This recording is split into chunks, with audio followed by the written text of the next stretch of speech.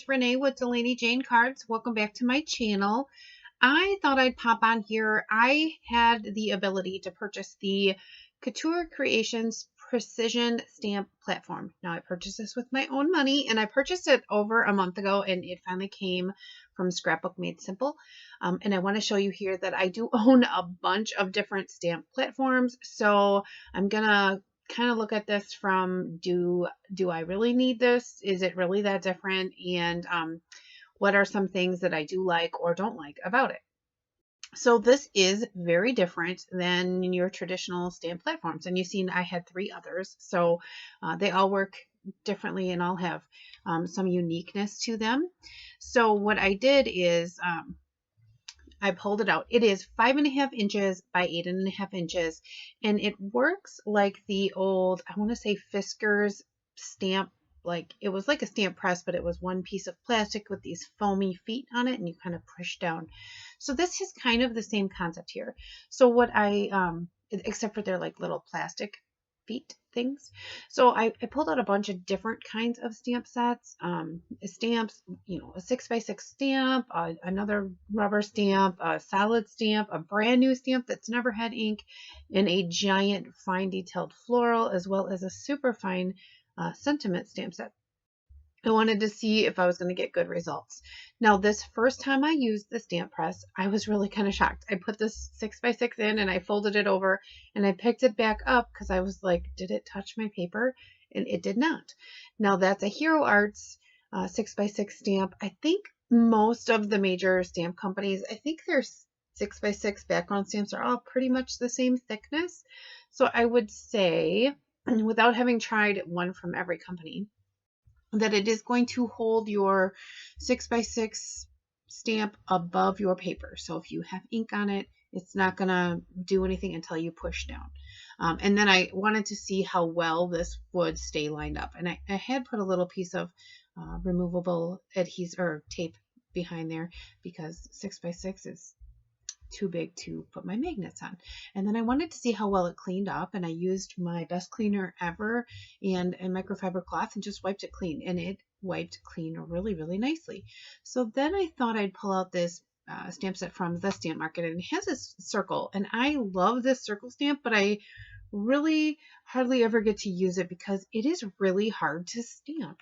I struggle with solid images like this, and it's got words in it, but they're so fine that I really struggle with getting a solid image and not oversaturating to where I fill in the letters.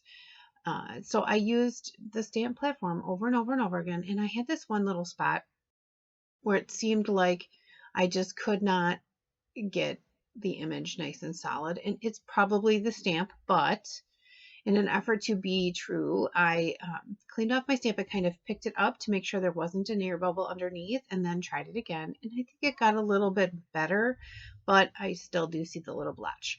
Anyway, that is a solid stamp with, and I think it was really nice. And this Couture Creations comes with these 2 little magnets. They have handles. And they don't slap together, and they're lighter and thinner. I can definitely see ordering more of these to maybe use in some of my other platforms. Lining it up, okay, there is a ruler all along the outside edge, but doesn't have any color to it. So I will probably take a permanent ink and rub it in the creases. But here I was showing that this fine line detail stamp from Simon Says Stamp, this is the beautiful flowers. I have it outside of the technical stamping area, and it doesn't matter because of the way this is set up. There's no edge around, like raised edge, so the stamp can like hang all the way out. If I had a 4-foot stamp, it could hang out and be a little difficult to stamp, but it could hang out. And then I pulled out this May Made It New Creation stamp set. Now this is brand spanking new. It just came in the mail. It's not even been out of the package yet, and it's hard to get a really good impression when you first start out. So I wanted to see how this was going to stamp a brand new stamp. Is it going to stick? Is it going to be really easy to replace my paper if it doesn't move? Especially because there's there's no like edges to really hold my paper in. Some of the platforms, you put it in the corner, you put your paper in the corner and you can always put it back in the corner. This one does not have that option. So I wanted to see, and it didn't really pick it back up. The magnets were strong enough to hold it down. So there is kind of a panel there, and that's just some Nina Desert Storm, I think. And then I pulled out this. This is the most used stamp in my collection, which is sort of sad. But this is by Crackerbox Stamps, and I think So Susie also combined with them. This stamp is much thicker than the rubber stamp that I had from Hero Arts. You see there, I didn't press it. I just folded it over and it already inked up my paper. So you'll have to kind of be careful. If you want to make sure that it hovers over the paper, you need to use thinner stamps.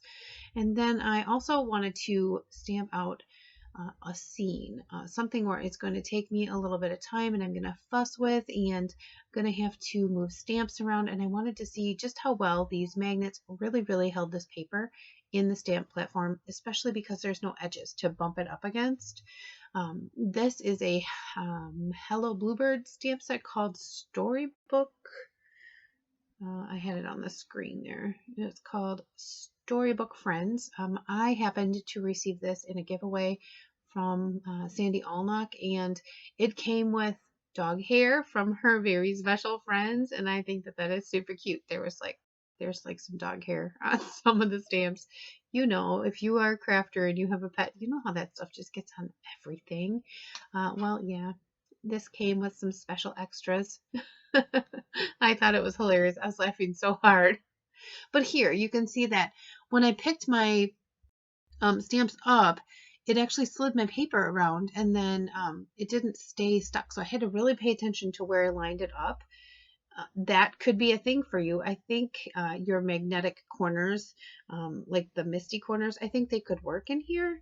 I don't have them, so I couldn't even try it out. I probably could have put a bar magnet where I wanted the paper to line up and made my own corner, but I didn't think of that till right now. So here I was kind of moving around some of my images, creating a scene, and I tried to create a scene that I didn't have to mask.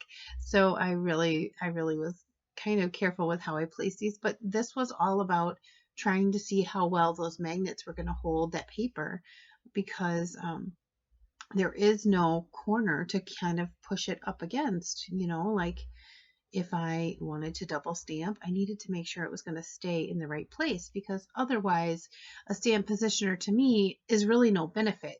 If I have to get it right the first time, I might as well use an acrylic block, because that's what we used to do, acrylic block. And even then we had a stamp positioner where you could kind of position your stamp and your paper so that you could restamp if you needed to. So there were all sorts of tips and tricks. But if this was one of those things where you couldn't line it back up, if your paper was always going to move, it definitely wouldn't be something that would be beneficial to me in the way that I craft. So I definitely wanted to push it as far as I thought I could, and see if I could build a little scene and make sure that my paper didn't shift. And in all honesty, the magnets held up really nice. The only time that it really pulled up like it did was when I first put the stamp set down. And honestly, I don't know how much she used the stamp set before I got it. That background kind of stamp might have been never used. I'm not really sure. I should probably search her channel and see if there was a video on this one. If there is, later on, I'll probably go back and link it in my description box below. But I just kind of fill it in with a bunch of little tiny details here. And then that was my little scene card. And then I just wanted to make sure that my sentiment was going to fit, and decided I would wait until after I colored it in order to put the sentiment down. I just was putting all these little pieces back on. Another nice thing about this is it lays flat when you open it up. You see here, I'm just working on it open, so you don't have to worry about it being like bulky or anything. And then I wanted to check it out with some sentiments, something that I may have to stamp over and over again. Fine line sentiments, sometimes if you have to stamp them over and over, it kind of gets muddy, and I wanted to see if I could make sure that my paper and everything stayed nice and straight and made sure that it stayed in the positioner securely. I guess that's the word I'm looking for. Nice and securely so that I could stamp these. So I just pulled out some VersaFine Onyx Black ink. And this is my really old one. It's probably older than most of my children. I forgot this was in my drawer and I just couldn't find my new one, or newer one. So yeah, it took a few times to stamp, but that was the experiment to see if I was going to get really nice, clean lines. And that was the Sassy Birthdays 2 stamp set by the Rabbit Hole Designs. So here are all of my stamped panels, and I think that they all stamped really well. I really do like that the it floats above the paper like this, and this is how it works. The hinge itself actually slides down in there too. There is the one edge that has the ledge for you to push paper up against. On the top, or the way that I have it, on the top there is a ruler, which it is hard to see. The magnets do slide in there really nice, and there is a little handle so that you don't have to add sticky tape or anything to the edge. So these are the cards. I finished them off screen. These are all of the cards that I created. I would absolutely love to know if the Couture Creations Precision Stamp platform is something you're interested in. I got mine from Scrapbook Made Simple, and it was like $20 something. I want to say it was under 20 bucks when I got it. I think it's like 24 now. So it might be a little bit more cost effective for you if that's what you like to use. I also want to know, how do you feel about me doing this review? I normally just color and make cards, but I wanted to share this with you because it's something that I bought specifically to try out in my craft room. So let me know below, and like and subscribe and comment, and as always, give cards generously. Bye.